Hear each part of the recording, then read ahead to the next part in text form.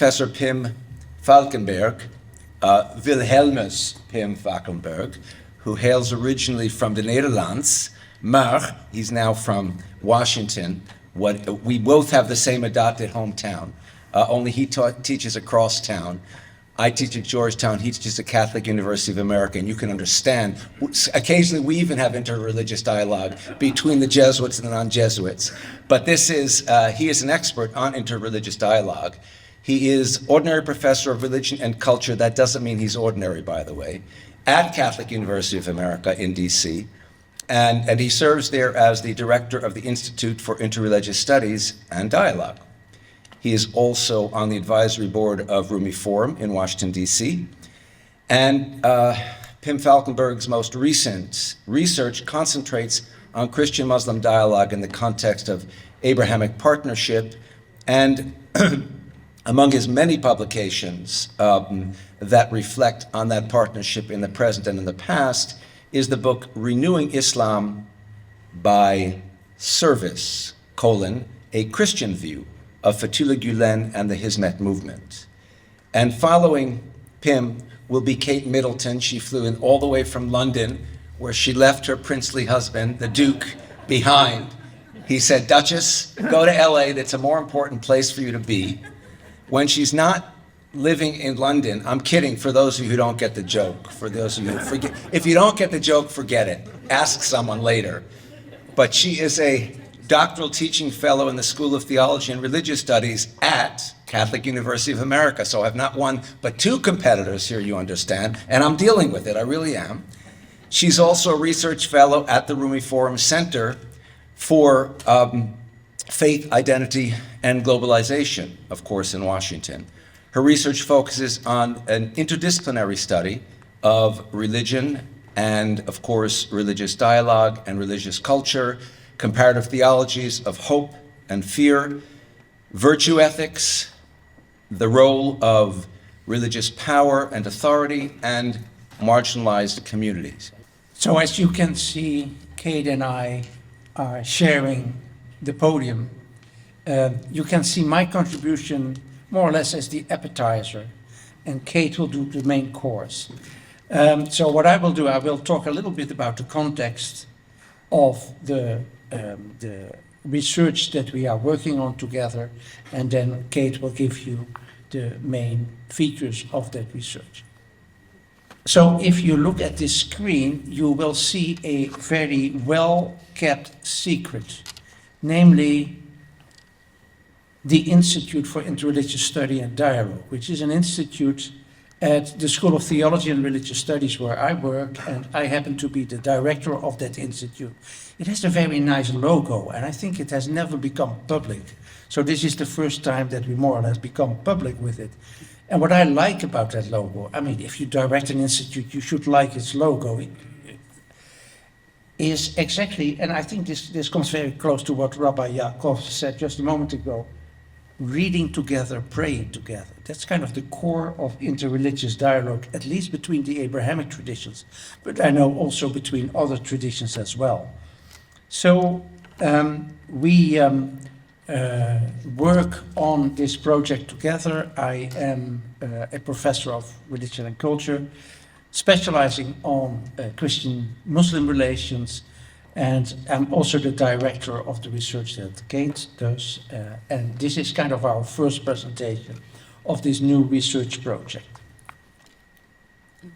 What's the next? Yeah. So the title, as you can see, Hope and Resilience, Hizmet Participants and Other Christian and Muslim Peacebuilders in Washington, D.C. So there is a group of scholars that was called together by three scholars.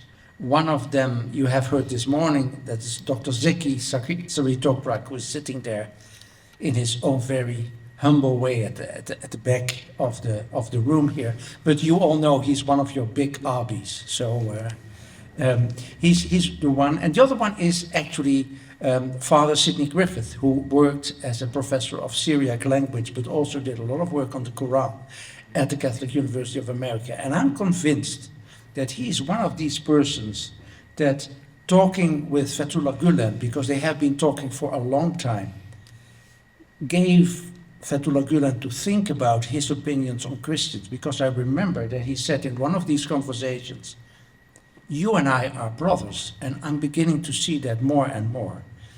So you have Dr. Zeki, you have Father Sidney, and you have me. The three of us founded a couple of years ago, 2017, a small group of scholars called Scholars in Dialogue, with Muslim and Christian, mainly Catholic, scholars who want to work together. So we come together twice a year, one time in Washington D.C., one time at the place in Carroll University where Zeki has his Nursi chair. And we try to establish a dialogue in friendship. I should probably also add that many of us are also involved in the official Catholic-Muslim dialogue. And we just heard from the organization that Zeki and I will next time kind of try to talk about friendship, social friendship, as a move that moves us forward in this interreligious dialogue. So we have been coming together for 6 or 7 years now. And one of the times that we were at the University of Scranton was very close to the place where Hocaefendi Fethullah Gülen lives. We were able to visit him, and we have been talking to him, and he suggested to us, "It's very good work that you are doing, and you are building great relationships, but make it more visible to the world." And as you've heard this morning, he doesn't tell us what to do, but he says, "Okay, I see what you're doing," and probably he stimulates you to do a little bit more of what you are already doing. I think that's his way of working. So what we did was we organized a conference on peace building, and we had 4 panels, 2 Muslim panels, 2 Christian panels. One Muslim panel was about the work of Rumi Forum. You will by now have noticed that many of us coming from the Washington D.C. area, including, of course, Horizontes, have relationships with Rumi Forum. So Rumi Forum was one of these panels. We tried to broaden that up to include also the Nurchuk people, so the people of the Nursi movement. They were a little bit hesitant to do so. We might talk about that another moment. But that is, of course, one of the serious implications of the political situation, that people who are so like-minded are now, because of the Erdogan situation, are driven apart, which is a pity. So hopefully in the near future we can bring them together again. The second panel was on Catholics, inspired by Pope Francis and his idea of social friendship. The third panel was the local Islamic community in D.C., including the Adams Mosque, a very famous mosque, also Karama, an organization that works with women and their fight for justice. And then the fourth panel was the traditional peace-building churches in Christianity, like the Quakers and what's the other group again? Do you know? Mennonites. The Mennonites, thank you. Yeah, it's of course on the slide, but if I look at the slide, I cannot talk in the mic, so that's kind of hard. So this is the place where Kate began her work. Kate is interested in finding out what drives people who are engaged in interfaith work, what drives them hope and resilience, and she has developed this research question that we will get now, I guess. So what are the active sources and practices of hope of Muslim and Christian faith-based peace builders? You may remember the first presentation this morning. That's something very similar, but we focus, being theologians, more on the spiritual and the religious resources, which are, of course, essential for Mr. Gülen and the Hizmet movement. So what we did, we brought these people together, the different communities that I just talked about, and Kate gave a questionnaire to the people who were there. This is not the entire research, it's just the beginning of the research, and she will now tell you more about that. So first we wanted to contextualize what we were asking on the question of hope. So, and how the survey questions were developed. So in psychology, hope is a measurable feature that promotes resilience and acts as a determinant of positive outcomes. The 6-part qualitative survey intended to bring psychological definitions of hope into conversation with theological accounts.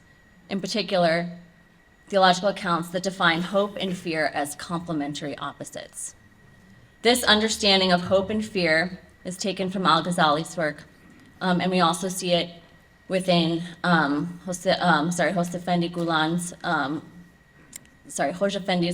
work on the descriptions of Raja'a, hope or expectation, in his Emerald Hills of the Heart, saying,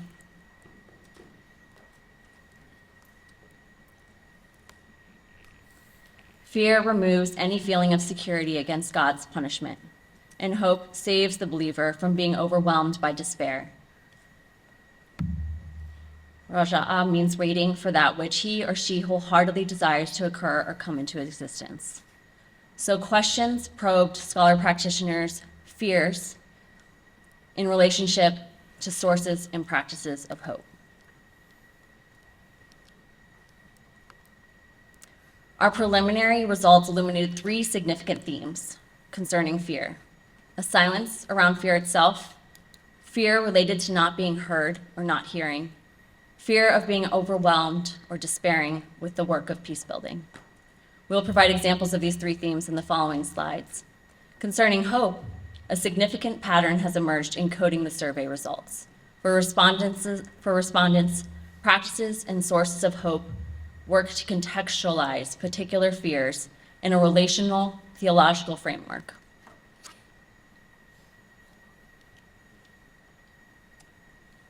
Looks like my slides moved a little bit. So first, it's okay though, I'll read it. First, concerning dominant fears in the context of peacebuilding, there is a pattern of silence around the subject of fear itself, with respondents expressing, we need fear and anxiety more to be admitted rather than denied. That critical phase is ideally followed by an effort to break it down to dealable pieces. There are cultural tendencies to keep anxiety untold. Communities need to create spaces where people can speak openly, even if that means saying hard things. We cannot convert if we don't listen.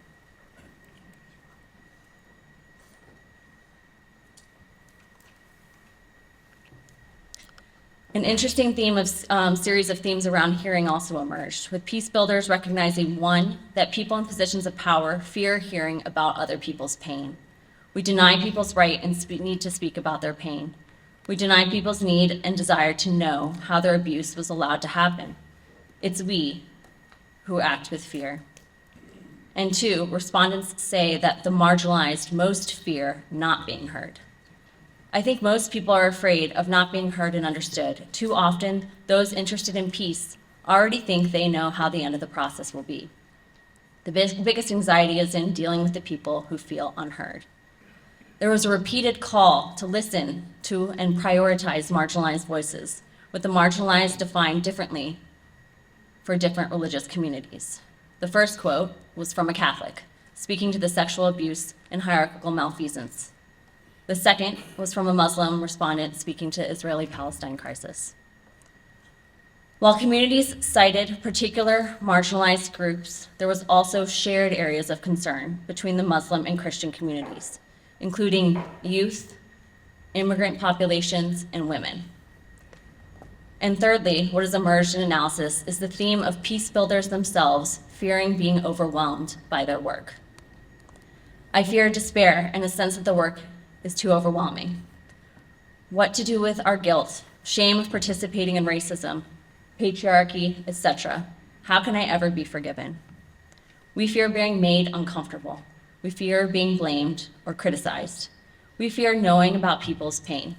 We fear not knowing how to respond.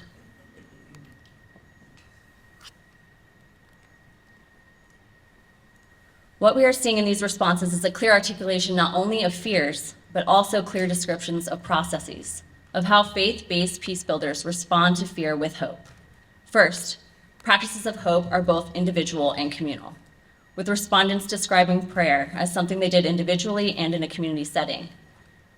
Communal action of peacebuilding itself was seen as a practice of hope. Second, practices of hope are rooted in sources of a faith tradition. So, for example, while prayer was a common response, respondents described specific sources and practices of prayer that they reached out to maintain resiliency and build hope. For example, specific verses and passages of the Quran, Bible, dhikr, Franciscan heritage, Sufi poetry, the direction of intention, particular sections of hadith related to living in a Muslim minority, as a Muslim minority. Those are just a few that we're now breaking into. Thirdly, practices connect and reconnect the one and connect to the one and connect to each other.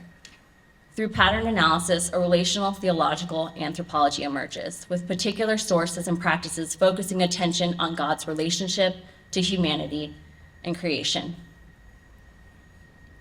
We're now at the point in analysis where we're starting to dig into the repeated references both to dhikr and to, for Muslim respondents, and to the sacraments for Catholic respondents. Many of the Muslim responses mirror what is articulated by Gülen on the relationship of human hope to God's mercy, while Christians' responses emphasize the relationship of human hope to God's grace.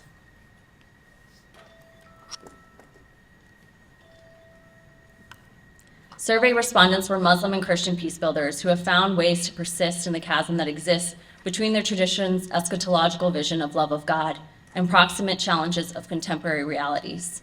They display tremendous resiliency and articulated pathways to hope that are rooted in theological sources and practices. Within the context of this conference on the challenges faced by the Hizmet movement, is there an opportunity for the Hizmet movement to engage in interfaith work that explicitly engages, values, and shares their theological sources and practices toward building resilient pathways of hope? For discussion, I want to emphasize some of the data. Respondents self-assessed gaps within their own communities and repeatedly called to break silence around fear by creating spaces for dialogue, by prioritizing specifically marginalized voices. They explicitly called to build connections between faith-based efforts and other spheres, examples including social services, education, and psychological support. In considering respondents' self-assessments of gaps within their own communities, we would propose that there are two potential avenues for the Hizmet movement to explore for future interfaith engagement. The first is the potential to explicitly bring forward sincere faith backgrounds within the practice of peacebuilding and invite their faith partners to do the same. Hizmet respondents mirror Gülen's writing on Raja. Human hope is rooted in God's mercy, and that dependence on and awareness of God's mercy motivates and calls the faithful to service. There's an opportunity for open engagement on what shapes, motivates, and sustains service, the why of persisting in the midst of difficulty. And a second avenue, as we see in the responses from these various communities, there are shades of difference that exist in these pathways of hope. We believe, as looking in comparative theology and focusing on that there's an opportunity to promote scholarly work to explore these differences that exist in theological motivations. Thank you.